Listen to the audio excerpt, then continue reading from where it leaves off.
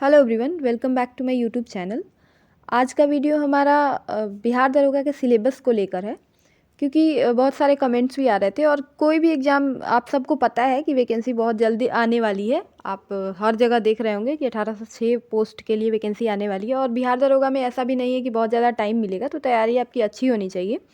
और उसके लिए सबसे पहला चीज़ जो सबसे ज़्यादा इम्पॉर्टेंट मुझे लगता है वो आपके लिए सिलेबस है। कोई भी एग्ज़ाम जब तक आपको डिटेल उसका सिलेबस नहीं पता होगा तब तक पढ़ना थोड़ा मतलब अंधेरे में होता है कि ये पढ़ लेते हैं, सारा कुछ पढ़ लेते हैं, कहीं से क्वेश्चन आएगा तो कर लेंगे। तो अच्छा होगा कि आप पहले सिलेबस अच्छे से देख लें, तो वही हम इस वीडियो में देखेंगे। उसके पहले मैं ये बताना वैसे तो आप सबको पता होगा कि एग्ज़ाम का पैटर्न क्या है, बट फिर भी मैं जल्दी जल्दी बता देना चाहती हूँ कि इसमें 2 एग्ज़ाम होता है, एक प्रीलिम्स का और दूसरा मेंस का। मेंस में 2 पेपर होता है, एक हिंदी जो क्वालिफाइंग नेचर का होता है, उसमें बस क्वालिफाई करना होता है, मार्क्स नहीं ऐड होता है उसका, और दूसरा जीएस का पेपर होता है, उसमें आपके सारे सब्जेक्ट्स होते हैं। उसका डिटेल सिलेबस हम देखेंगे कि आखिर क्या क्या पढ़ना होता है। तो चलिए हम स्टार्ट करते हैं। पहले हम प्रीलिम्स के सिलेबस को देखते हैं, इसमें क्या पढ़ना होता है। ये प्रीलिम्स का सिलेबस है हमारा, आप स्क्रीन पे देख सकते हैं। आप चाहें तो इसका स्क्रीनशॉट ले सकते हैं या फिर आप अपने कॉपी में या जहाँ भी आप लिख रहे होंगे उसको नोट डाउन कर सकते हैं। तो सबसे पहले देखिए, इसमें ऊपर लिखा हुआ है राष्ट्रीय एवं अंतर्राष्ट्रीय समसामयिकी मामले, खेल, महत्वपूर्ण राष्ट्रीय तथ्य, प्रसिद्ध हस्तियाँ एवं सामान्य नाम, पूर्ण रूप से संक्षिप्ताकार खोजें। उसके बाद रोग एवं पोषण, अगला देखिए पुरस्कार एवं लेखक, उसके बाद संस्कृति एवं धर्म, फिर नेक्स्ट देखिएगा तो विरासत एवं कला, उसके बाद देश एवं मुद्राएं, अगला राजनयिक संबंध, रक्षा एवं पड़ोसी देश। ये आपका प्रीलिम्स का सिलेबस है। तो इसमें प्रीलिम्स में मैंने पहले भी वीडियो बनाया था, उसमें बताया था कि खेल सबसे ज़्यादा इंपॉर्टेंट होता है और लगभग आपका 15-16 क्वेश्चन प्रीलिम्स में करंट का होता है। तो करंट का रोल बहुत ज़्यादा होता है, आप करंट जितने अच्छे से कर सके उतने अच्छे से कीजिएगा। इसमें कुछ सेक्शन जो बार बार कुछ क्वेश्चन जो बार बार आता है उसमें आपका खेल तो है ही कि हर बार आएगा ही, सिलेबस में भी आपके है, आप देख सकते हैं यहाँ जो लिखा हुआ है उसमें आपका खेल लिखा हुआ है। तो आप खेल को बहुत अच्छे से कीजिएगा, आप लूसेंट से भी और करंट से भी, जहाँ से भी आप कर सकते हैं खेल को बहुत अच्छे से कीजिएगा, वहाँ से फिक्स है कि क्वेश्चन आएगा। अगला आप बुक वाला भी जो आएगा, जो रहता है करंट के बुक में भी दिया रहता है, वहाँ से बुक ऑथर और उसके राइटर और बुक का नाम आप अच्छे से देख लेंगे एक बार, जो करंट में रहता है। उसके बाद बाकी आप देख सकते हैं, ये करंट का सारा जितना भी हो आप कर लीजिएगा, बाकी स्टैटिक में भी जितना होता है आप कर लीजिएगा।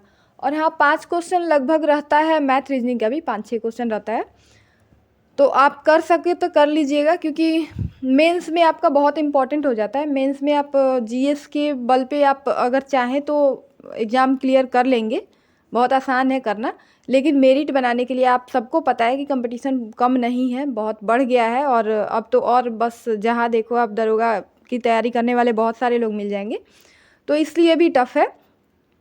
तो आपको मैथ्स रीजनिंग अभी से अगर करते हैं तो अच्छा रहेगा, क्योंकि टाइम बाद में नहीं मिलता है। अब चलिए हम मेंस के सिलेबस को देखते हैं कि मेंस में आखिर क्या करना होता है।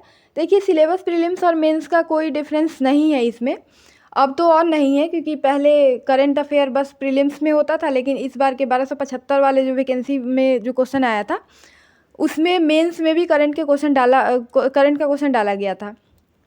और मैथ रीजनिंग यहाँ भी 5 क्वेश्चन 5-6 रहता है और वहाँ ज़्यादा रहता है, यही अंतर हो जाता है। वहाँ करंट का क्वेश्चन मेंस में करंट कम रहेगा और प्रीलिम्स में मैथ रीजनिंग कम रहेगा, इतना ही डिफरेंस है, बाकी सारा कुछ आपको सेम सेम पढ़ना है।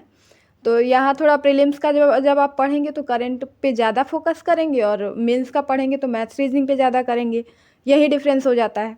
तो चलिए मेंस के सिलेबस को देखिए। मेंस का एक बार आप हिंदी का देख लीजिए, जो क्वालिफाइंग पेपर होता है उसका, इसमें आपको यही सब पढ़ना है।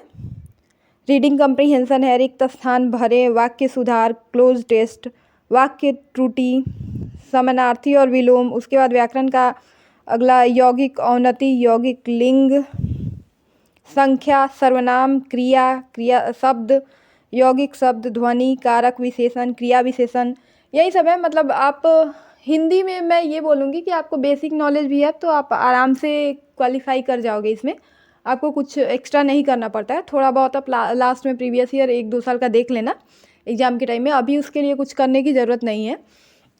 अब डायरेक्टली आप जीएस के सिलेबस पे आइए। जीएस के सिलेबस में सबसे पहले सामान्य विज्ञान का देखिए, क्योंकि इसका वेटेज ठीक ठाक रहता है। अगर आप प्रीलिम्स में भी देखिए तो करंट के बाद इसको आप मान सकते हैं कि इतना रहता है कि आपको करना पड़ेगा अच्छे से। इसमें ये आप देखिए स्क्रीन पे जो लिखा हुआ है, अम्ल क्षार लवण, उसके बाद ब्रह्मांड जो चैप्टर रहता है एक ज्योग्राफी में भी रहता है और साइंस में भी कॉमन चैप्टर है, ये दोनों में आपको मिल जाएगा। उसके बाद साइंस में गति, बल, कार्यबल, परमाणु की संरचना, अणु, धातु और अधातु, कार्बन, मिट्टी, ध्वनि, प्रकाश, प्राकृतिक घटनाएं, ये सारा कुछ पढ़ना होता है। उसके बाद प्राकृतिक संसाधन, विद्युत धारा और परिपथ, चुंबक और चुंबकत्व, पर्यावरण संबंधी चिंताएं, प्रदूषण, पदार्थ का परिवर्तन, ये जो शब्द आपको लिखा हुआ मिल रहा है आप उसको अच्छे से पढ़िएगा, क्योंकि इससे सारा लगभग आपका सारा सिलेबस कंप्लीट हो जाएगा। इतना तो करेंगे तो सब कुछ, एक बुक कोई भी अगर आप पढ़ रहे होंगे, लूसेंट भी अगर पढ़ रहे होंगे तो ये सारा कुछ इसमें मिल ही जाएगा। और अलग से अगर आप दृष्टि का क्विक बुक पढ़ रहे हैं या कोई और पढ़ रहे हैं या क्राउन कुछ लोग पढ़ रहे होंगे, एनसीईआरटी पढ़ रहे होंगे, जिससे भी आप पढ़ें इन सब चीज़ों को अच्छे से कीजिएगा, क्योंकि यहाँ से क्वेश्चन आता है। और इंग्लिश मीडियम वालों के लिए मैं डाल रही हूँ, आप देख लीजिए, यहाँ से स्क्रीनशॉट भी ले सकते हैं। उसके बाद अगला ज्योग्राफी को देखिए, ये आपका ज्योग्राफी का इतना कुछ पढ़ना है। इसमें भूगोल एक सामाजिक अध्ययन के रूप में। उसके बाद सौरमंडल में ग्रह, पृथ्वी, मानव पर्यावरण, अगला प्राकृतिक संसाधन, मानव संसाधन। उसके बाद अगला कृषि है, उसके बाद नेक्स्ट ग्लोब। उसके बाद भारत का राजनीतिक मानचित्र के बारे में आपको अच्छे से पता होना चाहिए। आप एक बार अगर आपके पास एटलस होगा तो आप देखते रहिएगा, या फिर एटलस नहीं भी होगा तो मैप तो जनरली आप लोग सब लोग लगाए रहते हैं अपने रूम में जो जहाँ पढ़ते हैं, तो आप उसको बार बार देखिएगा ताकि आपको याद रहे। उसके बाद वायु, पानी यानी रिवर, ये सब आपको अच्छे से पता होना चाहिए। आइडिया अगर आप हमेशा देखते हैं तो रहेगा। अगला आप इतिहास पे आइए। इतिहास का ये सिलेबस है, आप इसको देख लीजिए। 1857-58 का विद्रोह है, महिलाएं और सुधार, राष्ट्रवादी आंदोलन, स्वतंत्रता के बाद का भारत, नए राज्य राजा, उसके जो है आप देख लीजिए खुद से। दिल्ली सल्तनत से क्वेश्चन आता है। उसके बाद आपको मुगल से भी आता है, सामाजिक परिवर्तन, संस्कृति, ये सारा जो दिया है, जो मेंशन है यहाँ, आप इसको देख लीजिएगा, पढ़ लीजिएगा। और पॉलिटी से क्वेश्चन होता है, ये पॉलिटी वाला, ये वाला आप देख लीजिए। इतना पॉलिटी का है, जो शब्द है आप इसको पढ़ते चलिएगा। उसके बाद अगला एक चीज़ यहाँ मिसिंग है। हाँ, नेक्स्ट आप मैथ और रीजनिंग का देखिए। मैथ रीजनिंग का ये शब्द है, ये टॉपिक दिया हुआ है, आपको पढ़ना है, आप कर लीजिएगा। इस पर मैं ज़्यादा बात नहीं करूँगी क्योंकि मैं मैथ्स बैकग्राउंड से हूँ नहीं, बट ऐसा भी नहीं है कि इतना वीक है कि नहीं होता है, मैथ्स हो जाता है, लेकिन आपको ज़्यादा ध्यान देना चाहिए क्योंकि मैथ में एक्यूरेसी ज़्यादा अच्छी हो अगर आपकी, तो मेरिट अच्छे से बनने में आसान होता है, बनाने में आपके लिए आसान रहेगा। तो आप अच्छे से कर लीजिएगा मैथ्स रीजनिंग को। एक चीज़ आपको यहाँ मिसिंग लगेगा, वो है कि इकोनॉमी नहीं लिखा हुआ है। तो सिलेबस में इकोनॉमी मेंशन नहीं है, इकोनॉमिक्स, लेकिन इकोनॉमिक्स के क्वेश्चन आते हैं, एक दो, बहुत ज़्यादा नहीं होता है, एक दो कभी पूछा या फिर वो भी नहीं पूछा, इसलिए लिखा हुआ नहीं है। बट मैं सजेस्ट करूँगी कि आप उसको लूसेंट से कर लीजिएगा, आपके लिए अच्छा होगा, क्योंकि अभी नहीं लिखा हुआ है, कोई नहीं करके जा रहा है। अगर पूछ ही देगा तो आप क्या कीजिएगा? अगर नहीं पढ़ रहे हैं, इग्नोर कर दीजिए, तो पूछ देगा तो कहाँ से लिखेंगे? फिर वहाँ तो जो पढ़ के जाएगा उसके लिए फिर आसान, उसको फ़ायदा हो जाएगा। और अभी आपके पास टाइम भी है, आप लास्ट में इसको इग्नोर कर सकते हैं। अभी के लिए आप सारा कुछ पढ़िए, यही है डिटेल सिलेबस, इसके अलावा कुछ नहीं करना है, सारा तो कवर हो ही गया लगभग। आप देखेंगे तो सारे सब्जेक्ट का सब कुछ यहाँ लिख ही दिया गया हुआ है। और ये सिलेबस मैंने कहीं वेबसाइट से डाउनलोड नहीं किया, ये मैंने किसी कोचिंग के सिलेबस से जहाँ लिखा हुआ था, क्योंकि वेबसाइट पे मुझे अभी नहीं मिल रहा था। मैंने लिख के कहीं रखा भी हुआ है तो वो मुझे नहीं मिल रहा था, तो मैंने सोचा यहीं से लेके आपको दिखा देती हूँ ताकि आपको आइडिया रहे। आप भी चाहें तो कहीं से भी किसी भी कोचिंग के वेबसाइट से आप देख सकते हैं, अगर आपको BPSSC के वेबसाइट पे नाम मिले तो, क्योंकि वो ओरिजिनल ही मान लीजिए वहीं रहता है। इसके बाद आप सिलेबस के साथ साथ अगर प्रीवियस ईयर क्वेश्चन देखेंगे तो प्रीवियस ईयर क्वेश्चन देखने के बाद आपको पूरा आइडिया हो जाता है कि ये सिलेबस है और यहीं यहीं क्वेश्चन आ रहा है यहीं यहीं से, तो फिर ज़्यादा अच्छा रहेगा, आपके लिए आसानी हो जाएगा। इसी के साथ आज के वीडियो में इतना ही।